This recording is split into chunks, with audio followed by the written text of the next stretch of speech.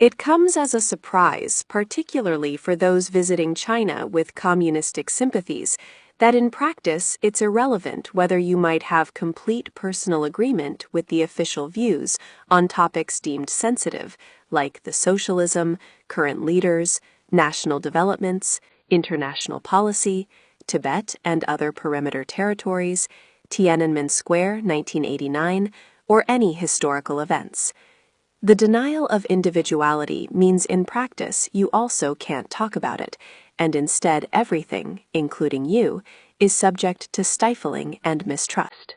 The vast and indeterminate array of political issues is to be avoided, and if they somehow come up, you quack the official lines like a duck and smile condescendingly until they disappear again. Discussing official policy, no matter how positively, or advocating in any detail for the government, is not your business and indicates you as having a mind and hence a troublemaker. Official theory and views can be studied, and students have such courses, but as with the rest of the fake education system, everything is regimented parroting rather than building any personal understanding based on critical comparison and contrast of texts and thinkers. The authorities quietly don't want critical and considered views that agree with them, and of course just don't want any critical and considered views of any kind from anyone. There is nothing more complicated going on with these ordinary but very empowered background people. Any thinking, no matter how harmless, can lead to further thinking that threatens the current state of the privilege hierarchy. So the university's concern is to issue propagandized and not educated graduates, even while critical capacity in anyone is a fixed quantity. Values of society unfold in an inexorable logic to mean eventually there are no values of individuality whatsoever, and the concept of a person is crushed out of existence beneath the state. Socialism's concern for equality may seem ethical, but a brutal stance against the human spirit rapidly emerges. Eventually, the neurotic sky castle collapses on itself from its inability to connect with the real world's infinite possibility beyond theoretic systems. Although the average Western critical reflection and associated broad range of interests of adulthood are beyond the average Chinese anyway, and hence more substantive repression is limited, Chinese communism is mostly sheep-herding. Without importing foreign technology for the unthinking population to ape and parrot, and hence moderate the system by raising material standards, a socialist communist state is essentially an instant Khmer Rouge-type mindless hate and fear power structure. Privilege hierarchies are only established by revolution, and the threat of revolving again is always there. A theory may try to place value in an abstract collective, but any polity is comprised of real individuals, and once they're in the leadership positions, they gain acute understand of this and deploy deception to keep up people's respect in securing their power and high salaries. The declared sensitive topics are retained in public consciousness, but kept vague for their perimeters to expand as needed to justify interference. Ultimately, everything is an interconnected subset of politics, and so the whole society goes in anxiety and dread with their heads down, and where only superficiality, infantilism, and bubblegum entertainment given on monitorable phones are appropriate. By contrast, the higher critical values of a minority need to be at the head of society, and hence these, rather than the most book-learning dogmatists, allowed to rise. It also might follow that if maps are so important that staff like me are to be dragged before senior management and thrown out of their apartment the same day if they don't comply, then clear guidelines would be prepared in advance. However, of course, then the issue could be addressed and dealt with, and that's not at all the point of it. They could say all maps involving China must show Taiwan in the same mainland color and without the word Taiwan, but when putting this to them, they glazed over. I asked if there was a government-approved website for maps, but the best they could provide was one of geographical maps.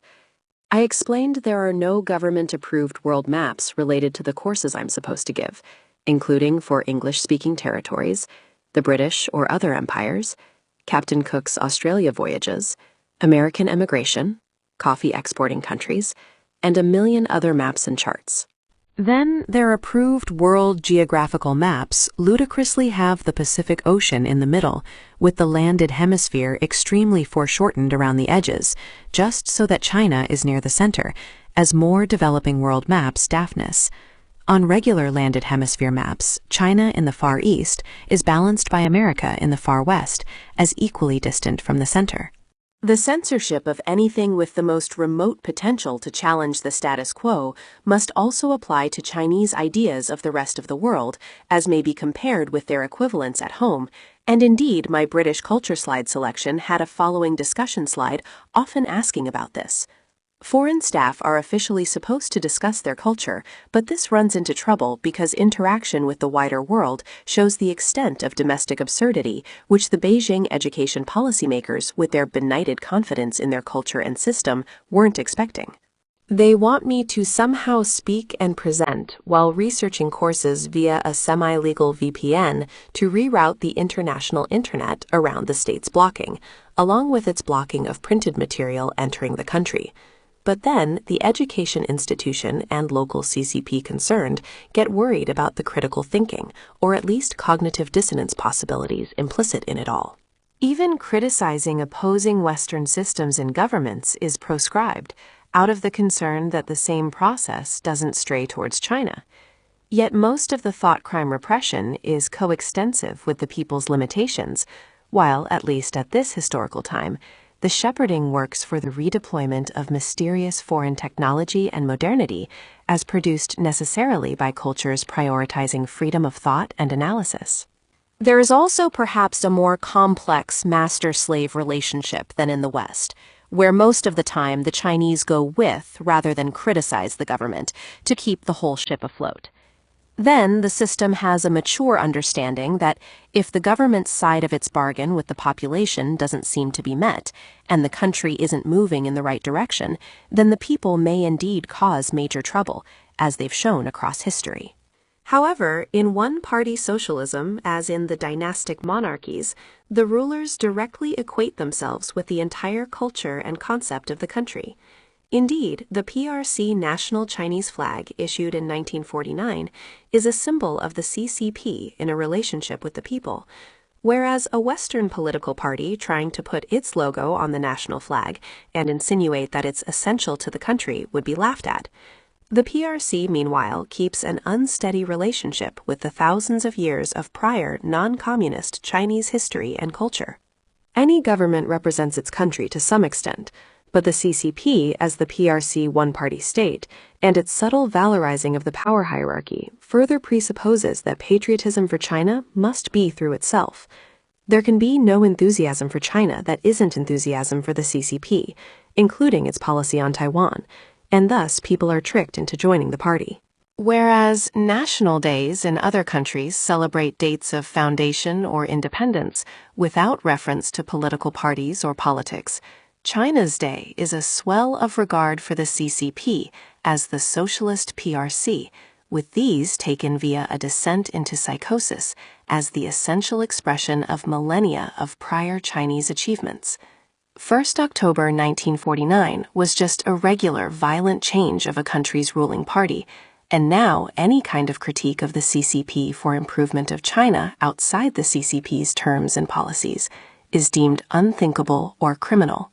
The useful and interesting Chinese values of harmony, moderation, and looking beyond immediate problems and blame to keep the wider view in balance are hijacked by socialism and the CCP to say that they shouldn't be criticized because they are the wider view, or the state, and what China is now that everything rests on. Critical thinking is cynically held to be against China and wrong, because the socialist system and background hierarchy are coextensive with China, and where individual perspectives are redundant and unserious. Even the iconic ancient thinker Confucius is problematic, because his thought, although having socialist features, is distinct from modern theory, and therefore threatens comparison, critique, and judgment. After the dynastic period, instead of looking more creatively to their own political traditions, a communist movement developed in suspicious expression of the Western right or left-wing political debate, and which developed further in the Cold War and decolonization periods. India likewise gained a socialist government following the British withdrawal. China strangely shipped in political theory by a German who lived in England and who was taken up by European Russians, although most of the features of life in China today are just Chinese culture, rather than Marxist theory with its partially matching characteristics. My Western culture event, with its censorship ramifications across my courses, showed the fiasco of denying the spirit of inquiry for low-grade groupthink, where people keep each other in line. In talking about Western culture, where the entire social sphere and experience of life rapidly become both political and needing comparisons to explain, one manager asked instead for a focus on foods as neutral. Discussing apple pie and cream can lead to asking where the fruit and milk comes from, then showing maps of English orchards and pasture, quickly followed by the accusation that as these aren't from some ominous state maps website, then I have an agenda to overthrow the Chinese government. They don't explicitly say this, but shuffle in great discomfort. The Chinese can't have a Western input in education and keep it deferential, and accordingly there's confusion over explaining that it's totally misguided for academic writing to be polite and fearful of taking sides in a worry over offending someone. Developed societies understand that argumentation is irrelevant to unknown potential consequences for whatever hidden power relations and rubbish. Instead of any issue with the maps and other slides being obvious trivialities, across 3 meetings with the managers, they first tried to disallow use of any maps, then their discussion, then the tangentially political slides, then any questioning issuing from any slides, then the whole use of PowerPoint, despite these normally being promoted. And in seeing the array of interconnections and everything, they finally suggested that the conversation meeting can be replaced with singing and dancing, which indeed is seen in parks and public areas, and where tables and chairs for talking are subtly not provided. The ultimate denial of everything is continuous with socialism's logic of the person and their inward understanding and autonomy, disappearing into an unconscious and inhuman structural position. My regular teaching had been monitored via video cameras, now set up on the front and rear walls, plus direct projected screen access of every room in Chinese education institutions. There's a security and technology office with banks of displays to spy on anyone, while managers can watch staff teaching even on their own phones. Socialism only recognizes people shuttled into a fixed system and not taking their own professional responsibility. There are no individuals to trust, no adults to talk to, and even no genuine persons in China. For my Western civilization course with its huge screen, I was also advised that instead of its extensive map use, the students can find and view such maps themselves on their phones discreetly later. I had a further complaint which also reached the management from a student on a course against my using a schematic of dozens of national flags together as symbolizing multiculturalism, where she managed to find the Taiwan flag when I wasn't even sure what it looked like, but which I came to understand as anathema. Again, it's a simpler society without Western objective distance and confidence to deal with wider contexts and contradictions. Moreover, with Taiwan implied to be in the capitalist part of Beijing's one country, two systems policy, along with Hong Kong and Macau, whose flags are allowed, the Taiwan flag hence shouldn't necessarily mean separatism or nationalism. As before, there was no interest in the Western style that I'm supposed to be augmenting the environment with, while the higher education process of facts and questioning was censured. Most people anywhere just accept authority and do what the culture presupposes for them. But in China, the managers say directly that the students will be confused if I give them normal alternative views for normal academic assessment, and we don't defer to whatever indoctrination going on.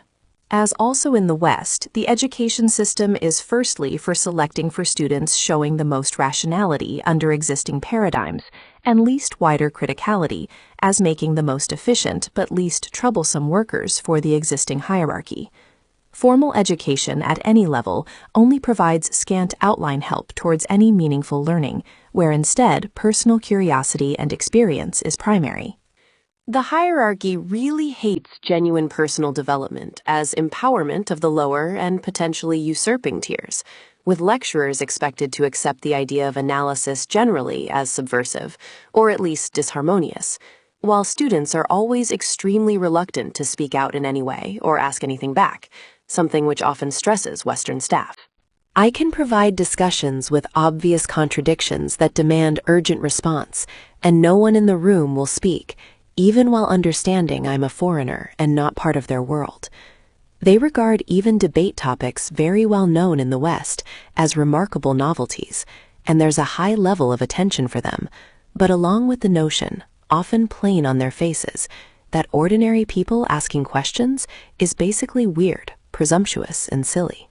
Accordingly, China never had a reading culture where people read out of personal interest and edification, as lacking the necessary critical liveliness of mind and passion, while learning to read a character script of endless thousands of words out of former simple pictographs, instead of a phonetic script, is then constricting rather than liberating. Moreover, beyond normal inquiry with facts, evidence, reasoning, and argument that the Chinese struggle with, lecturers' personal value judgments and opinions in an education institution with captive audiences should be avoided as unprofessional and against at least Western codes of practice. Yet the management said that in the Western culture event with the girls' question on Taiwan, I should have announced my personal views as in alignment with official views. They wanted at most a skewed selection of maps and slides, plus bias from the lecturer, and certainly not them demonstrating intellectual honesty, impartiality, and uprightness. Another issue is developing countries lacking the conceptualization for map reading, particularly street maps, with people having never seen them before and not understanding what they are, at least prior to mobile phones exposure.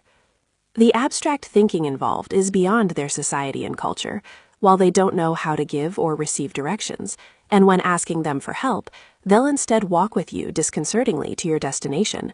They likely don't know what a kilometer is, or even what a measurement of distance is.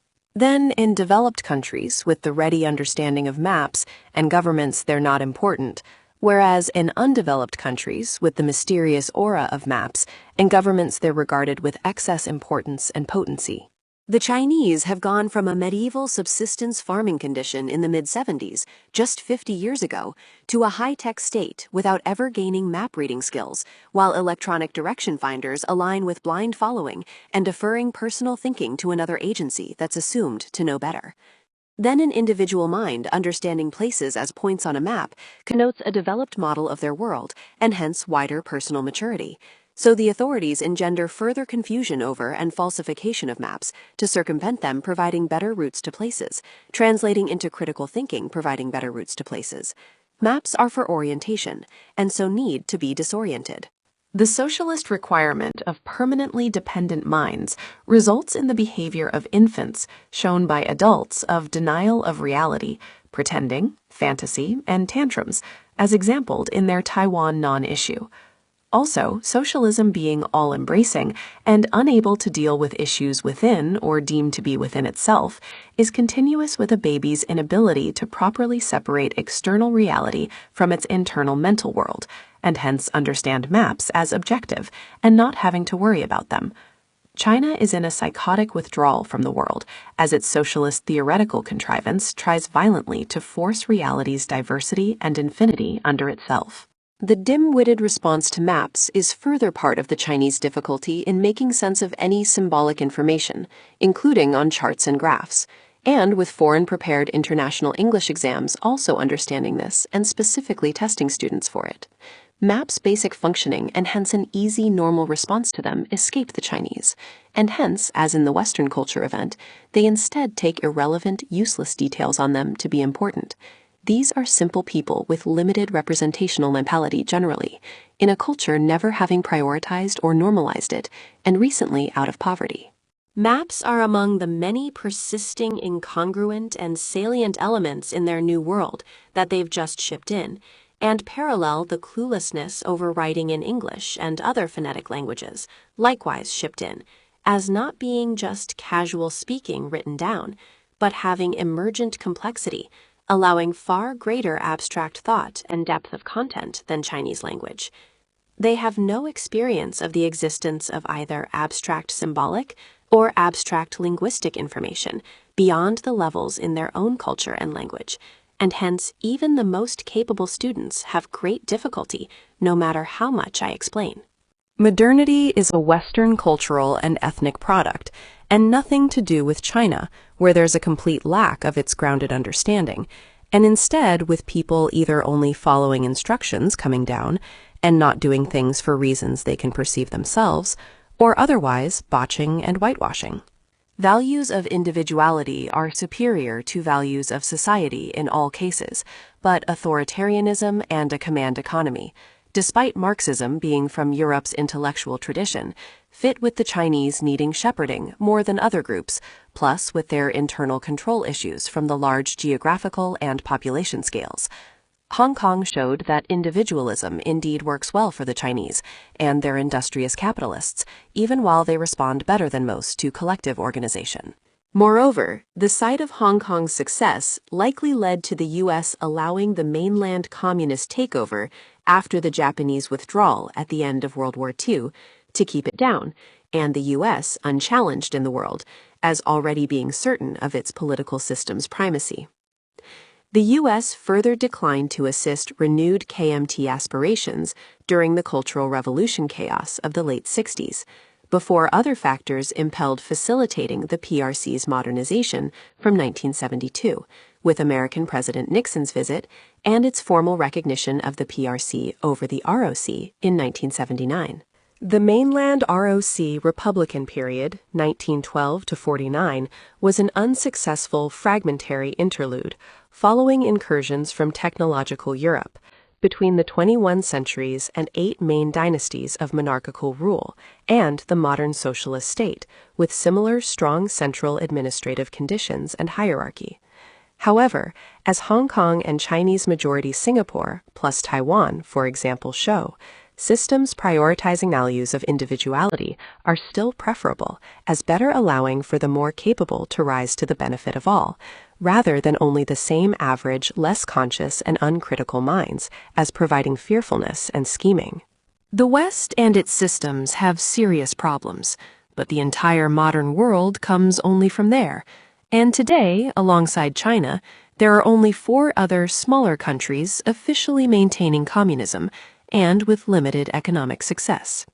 Moreover, the PRC's claims over the Taiwan territory are uncertain from the legal history perspective, as it fell under Japanese rule in 1895, well before the CCP, dating from 1921, and the PRC, from 1949, as well as before the Republican period, from 1912, and the KMT, from 1919. Then Taiwan passed from the Japanese to the ROC in 1945 for 4 years under agreements made in Egypt and Germany, while Taiwan is also currently the ROC's home. The CCP and PRC, as never recognizing the ROC, nor succeeding it legally, must refer to pre-1895 and tenuous Qing dynasty rule to justify their present China-Taiwan political unification claim. And moreover, the PRC otherwise divorces itself from the dynastic period in the fake notion of being an entirely different and instead meritocratic system. The Taipei nationalists remain a genuine, if subtle and militarily limited challenge to the Beijing communists as the rightful government of all China, with the PRC having removed them by force and never receiving a public mandate through voting. The entire mainland Chinese state is illegitimate, although it also seems that in practice, the government and its socialist-style democracy, with its economic achievements and impressively lifting hundreds of millions out of poverty, has more support from its citizens than, for example, the American government, with its Republican-style democracy, has from its citizens. A basic consideration in all this is respecting the Taiwan people's majority wishes in preferring their elected Taipei government over an invasion force from the mainland, particularly as following a potential declaration of separate country status, while younger people are increasingly identifying as Taiwanese, not Chinese, with less interest in the historical situation or mainland claims. Taiwan is peaceful, but Beijing keeps the belligerent stance that foreign country engagement in normal diplomatic relations with, or recognition of the ROC state, are covert attempts to destabilize China. This also aligning with my maps and me being intentionally misidentified and seen as covert destabilization. Moreover, Taiwan is logistically difficult to invade, while its stability is enhanced in being the world's leading producer of electronic chips, where an invasion may lead to the fabrication plants being intentionally destroyed and causing worldwide disruption and added condemnation of China. The KMT rule from 1919 had limited success with rural development, but it only gained effective control over regional warlordism from 1928, then had to deal with the Japanese invasion of Manchuria in the northeast in 1931, then increasing war with the Communists 1927 to 37, then the Japanese expansion across much of China from 1937, then more civil war 1945 to 49, each time having to supply its defending army first to maintain the country. From 1949 to 87, the KMT also pursued authoritarian control in Taiwan, but a Western Republican democracy was established in 1992. Despite the KMT's troubles and socialist values being no great imposition for the sheeple Chinese, the mainland switched to high communism from 1949 to 1972, as likewise just over 2 decades in parallel with KMT rule, was far worse. It included history's deadliest famine in the Great Leap Forward, 1958 to 1962, killing up to 55 million. Then tangible cultural heritage destruction in the Cultural Revolution, 1966 to 1976. Whatever was too awkward to force under the new system was eradicated, while the end results at the death of Mao was most of China being in a medieval state and one of the world's poorest countries. The West had advanced to the space age, while China had gone further backwards, and only from 1972, in abject recognition of capitalist achievements, did China begin having success. The stubborn Taiwan situation then reflects the stubborn ascendance of values of individuality and is a proxy expression of the mainland's self-contradiction. The KMT, as still Taiwan's largest political party, has the ongoing potential to win over the Chinese mainland population if it becomes dissatisfied with the CCP and PRC, and hence Taiwan provides the Chinese people the benefit of prompting their government to take development forward and keep up approval levels. However, the period of authoritarian control as needed for foreign and unfamiliar technology deployment is moving on, while the ending of compensation for the lack of innovation within by its sly import from without may prompt rising respect for the ROC's values of individuality, and which hence may prompt the PRC to destroy it with war first, no matter what the cost to itself. Moreover, Sun Yat-sen, as founder of post-dynastic China in 1912, and respected on all sides, established the KMT's predecessor in 1894, then after its reorganization in 1919, and Chiang Kai-shek taking over in 1926, it successfully uniting the country and defeating the Japanese invaders, if with some communist help. Allied with Beijing's worries here is that its policy of socialism with Chinese characteristics suggests ethnopolitics, where most Taiwanese, being in at least the wider Han group, need to be encompassed as values of society have to be all assimilating or they're nothing. China looks strong at present, but a communist state can founder, as it has many times elsewhere in the post-Cold War world. Moreover, I am always developing my views on countries and take as best I can an unbiased interest in Chinese perspectives. While the whole foreigner experience, of course, is highly enriching, I'm also aware that the Western mainstream news media are controlled propaganda and trash and worth considerably less than China's equivalent. I've further traveled out of personal interest to the areas with independence claims or ethnic issues beyond the Han heartland, some multiple times, of Taiwan, Tibet, Xinjiang, Hong Kong, Macau, and Yunnan, along with areas formerly under foreign control of Haikou in Hainan, Qingdao in Shandong, and Harbin in Heilongjiang, plus 10 of the 14 land-bordering countries from 105 countries visited in all major world regions. I further had a Taiwanese girlfriend for several years, stayed a week at her Taipei University for a conference and other events, giving 3 presentations, including to student groups who outlined their views on China, then made a second Taiwan trip 8 years later. Taiwan in 2016 showed some underdevelopment relative to China, perhaps due to the diplomatic and hence trade problems, but by 2024 had improved alongside its westernized, elegant, and assured people with their sense of righteous values of individuality, along with loss and sadness out of the historical machinations. As in Hong Kong, there's immediately a sense of freedom and self-expression, plus personal responsibility, independence, and inward consideration, all in contrast to the mainland's shepherded lives and given views brainlessly internalized. Again, as in Hong Kong, however, faces on the metro are of struggles and worries that those in the PRC sheep pen have less of. Taiwan has normal international quality supermarkets, rather than long shelf-life chemical fakery, plus more temples in towns with easygoing spirituality, free of conflict with the political system. The Falun Gong religious movement is often seen at sites of interest, including where Chinese tour groups visit to reference its persecution in China, promotes personal reflection, leading to wisdom, and hence constitutes a threat to ridiculous socialist interference in the independent mind, and the filtering of all things through the atheist CCP. The CCP now tolerate Buddhism and folk religion as a part of the wider culture, which the system tries to subsume, but an underlying revulsion and spite often surfaces for allegiance to anything but the state. Taiwan, however, also features homelessness and graffiti, not seen with the socialists, while the urban layout is often closer to the Southeast Asian liberal jumble.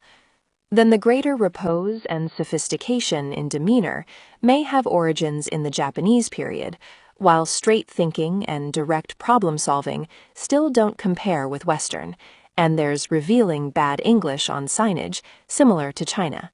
Any questions?